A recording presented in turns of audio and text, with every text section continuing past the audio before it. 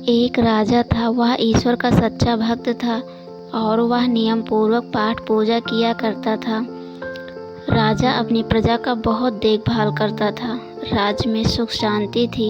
ईश्वर ने उसकी भक्ति से प्रसन्न होकर उसे दर्शन दिए और कहा, कहो राजन, क्या चाहते हो? राजन ने कहा, मेरे पास सब कुछ है प्रभु, कहीं कोई कमी नहीं है। मैं अपनी प्रजा को अपनी संतान की तरह चाहता हूँ। मैं तो आपके साक्षात दर्शन कर लिए। मैं चाहता हूँ कि मेरी प्रजा भी आपके दर्शन कर ले।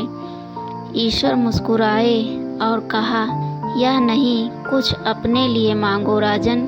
राजा गिड़गिड़ाया, यह तो आपको करना ही होगा प्रभु। राजा के जिद करने पर ईश्वर मान गए और कहा, ठीक है, कल सुबह मैं उस सामने वाले पहाड़ पर जाऊंगा।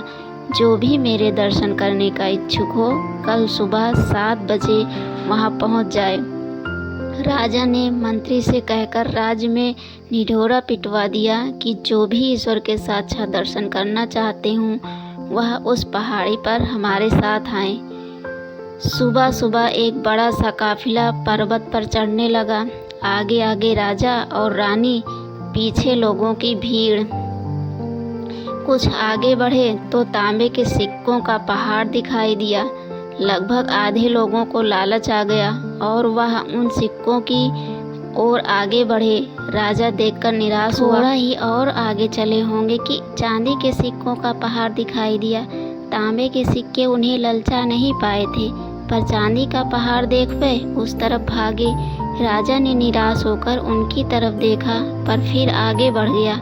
एक बार फिर राह में पहाड़ दिखाई देने लगा। इस बार पहाड़ सोने के सिक्कों का था।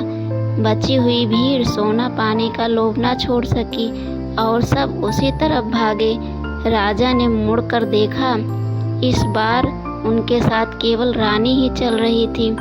राजा इससे ही संतुष्ट हो गया और आगे बढ़ने लगा कि इतने में हीरों का पहाड़ दिखाई देने लगा।